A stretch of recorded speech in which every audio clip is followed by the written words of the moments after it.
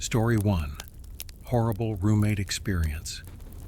Originally from a little Ohio town, I am a 26-year-old who currently resides in the sunny metropolis of San Diego.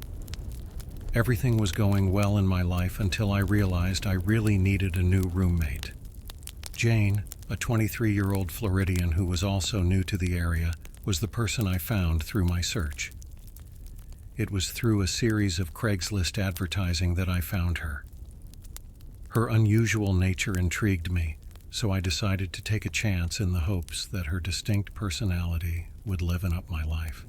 I had no idea that this choice would send me into a never-ending nightmare. Jane was strange, and I quickly discovered this after she arrived into our flat. Her capacity to utterly disregard personal boundaries was uncanny. Without asking, she would raid my refrigerator and eat my food. When I wasn't around, she felt it was totally okay to use my laptop in my room, and would frequently spend hours on plentyoffish.com with no consideration for my privacy. She would frequently storm into my room at the most inconvenient moments and say the most ridiculous things, which only served to increase the discomfort. All of this occurred in the first week alone. Jane continued to exhibit unusual behavior over time. She started hanging around with some dubious folks that she encountered at Subway, her place of employment. Her lover, who had recently been released from prison, and his 4 pals were part of this group. They were just delighted by Jane's innocence and the fact that she would buy stuff for them. They had no real interest in her. Her odd behavior was further made worse by their presence because she was always looking for their attention and praise. I found Jane's habit of leaving the window slightly open to be the most bothersome. She gave an explanation for her frequent key loss. I was unaware that this thoughtless behavior would cause a more upsetting incident and leave me feeling insecure in my own house. I came home one day to find my apartment completely disorganized.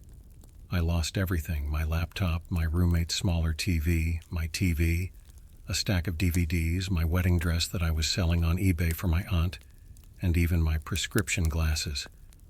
I called Jane, who had just got back home herself, as panic crept in.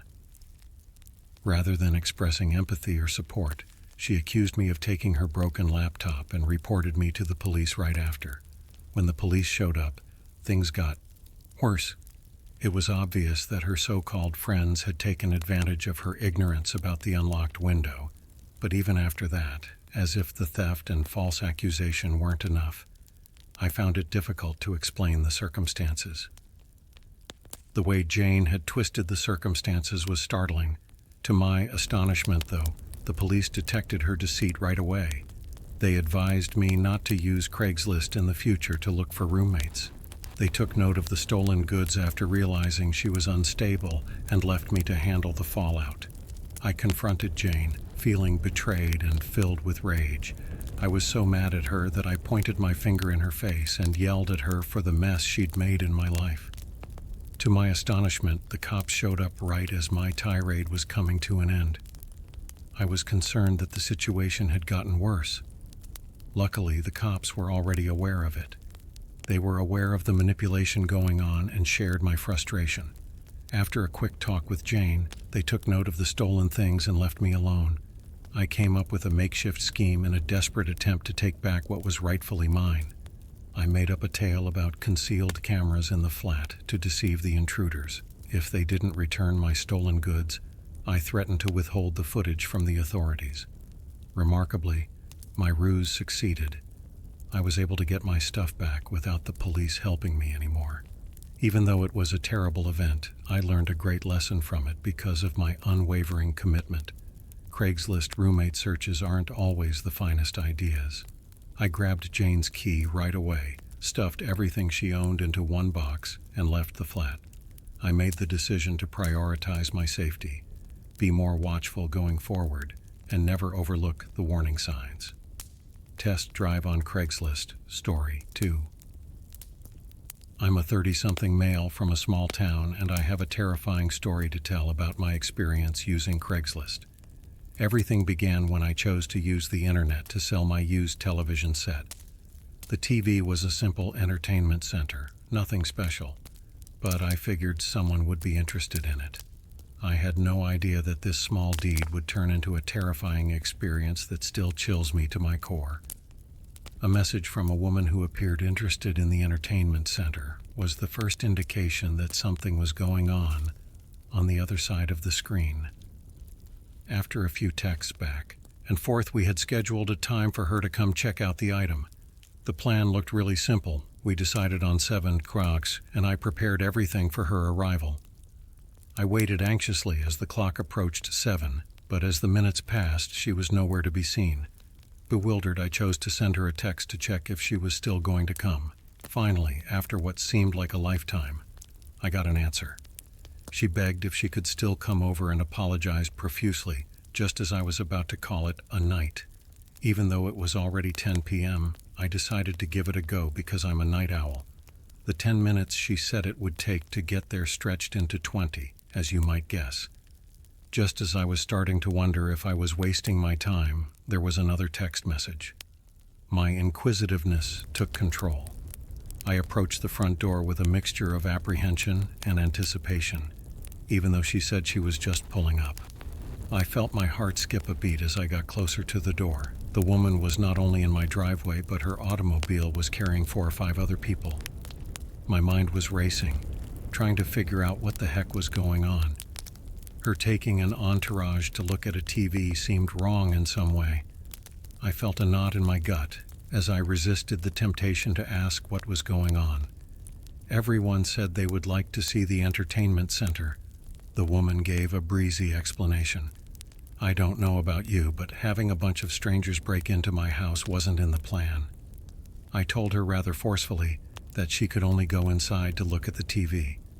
At that point, I wasn't even sure if I wanted her inside my house. She said she might understand, but I refused to give in to her demands to hear from at least one other individual. I told her no, therefore. I was shocked to see the woman lose her cool and get upset about my decision. She was so rude as to say that I was not fulfilling my Christian duties. I'll tell you what, being a good Christian didn't include putting myself in risk. As you can guess, I went inside my house for safety and locked all the doors since I felt uneasy. My heart was pounding so hard I had to look out the window. Things became even stranger when one of the guys who was with her decided to urinate at the end of my driveway. It appeared to be a sequence from a scary movie. After a while, they returned to the vehicle and sped out into the night, leaving a tire screech behind them. It was unbelievable to me. It felt like the end of a bad dream. I shivered at the thought of what might have happened if I had let them inside. After that terrible experience, I discovered a vital lesson about utilizing Craigslist to transact with strangers. From now on, I made sure to be extra cautious and trust my intuition. To put it plainly, you never know who might be hiding behind that screen, on the other side of the virtual world. So, if you ever find yourself selling stuff on Craigslist, remember my story. To ensure your safety, set boundaries, exercise caution, and say no to pressure. Ultimately, it's better to be called a lousy Christian than to live through a true horror story. Story 3. Car theft on Craigslist. In the little village where I was born and reared, everyone knew each other, and daily life was routine and easy. But life had other ideas, and I ended up relocating to the big city, a place full of people, commotion, and opportunities. It was difficult to adjust, and I had to change a few things to fit in with my new surroundings. Selling my dependable 6-year-old Honda Accord, which had been my constant travel companion, was one of these changes. Selling my car was not an easy decision to make. It represented a life that was rapidly disappearing as I embraced the rush and bustle of city living. And it was more than simply a car. But I soon found that having a car in the city was more of a hassle than a benefit. I made the decision to give up my cherished car since parking spots were hard to come by, and public transportation was easily accessible. In the hopes of finding a buyer who would value my car as much as I did, I placed an advertisement on Craigslist. Before long, a man named Mark got in touch with me. He appeared to be a good man in his early 40s. He told me that his daughter, who was going to start college, was the reason he was interested in purchasing the car. After speaking over the phone a few times, Everything appeared to be going smoothly. Mark was amiable and really interested in the automobile when he arrived for the test drive. He looked over the entire vehicle, asked lots of questions, and appeared to be happy with its state. After some back and forth, we were able to agree on a reasonable pricing during our price negotiation. I granted Mark's request to keep the automobile for him for 2 days while he made the necessary arrangements to be paid. We reconnected 2 days later in a well-known neighborhood. Mark remained as amiable as usual, and everything appeared to be proceeding as planned. After giving the vehicle one more test drive, it was time to make the payment. A cashier's check from Chase Bank was given to me by Mark.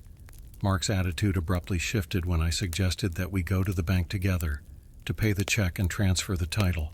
He appeared uneasy and hesitated. While chatting about the bank visit, we were parked by the side of the road when Mark wanted to check the car again. I nodded, and as soon as we got out of the car together, Mark leaped back into the driver's seat and drove off, leaving me stunned and perplexed as I stood on the pavement. I watched my car go down the street and panic shot through me. I turned to face the onlookers and begged them to dial 911. I promptly gave the operator the rundown after a kind stranger called the emergency number. I flagged down the police car that had driven up close while I was still speaking. I climbed into the back of the squad car and told them everything I could recall about the guy who had stolen my automobile. Although the police informed me that they would search everywhere for my automobile, the thief was able to escape. I had to deal with the theft's repercussions in the ensuing weeks. I tried to accept the fact that my automobile was gone, called my insurance company, and reported the incident to the police. I felt enraged and disappointed with myself for lowering my defenses and permitting this to occur. 3 months later, I got a call from the police right before I was supposed to get paid by my insurance company. My automobile was located 3 states away. As it happened, Mark had been involved in a car theft ring. My automobile was taken by him, and he later sold it to another individual, who in turn sold it to an unwary customer. We were all supposed to meet at the station by the cops. Both the thief and the man who had purchased my automobile from him agreed to return the vehicle to me and give the buyer their money back. Even though I eventually got paid for my automobile, the entire experience made me feel anxious and discouraged. I kept using Craigslist to buy and sell cars in spite of this encounter. Nonetheless, this experience taught me a very important lesson.